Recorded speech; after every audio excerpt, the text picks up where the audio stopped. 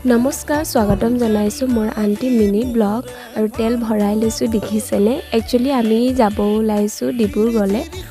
বগীবিল হৈ শ্বৰ্টকাট মাৰিলোঁ আমলাপটিত ওলাইগে এই ৰাস্তাত বহুত ওচৰ হয় বগীবিল দলং পাৰ হোৱাৰ পাছতেই চাউল খোৱা হৈ সোমাব লাগে এই ৰাস্তাডোখৰ এয়া হৈছে চাউল খোৱা এইফালেদি যায়গে এইটো ৰাস্তাত আপোনালোকে ডিব্ৰুগড় গ'লে মানে শ্বৰ্টকাটত যাব পাৰিব ট্ৰেফিক নাই ৰাস্তা বহুত ভাল আৰু কম সময়তে পাই যাব আমলাপটিত ওলাব ডাইৰেক্ট আমলাপটিলে 20 মিনিট লাগে ন ইয়াৰ পৰা আমি লাহে লাহে চলোৱাৰ কাৰণেহে ইমান স্পীড যোৱা নাই কাৰণে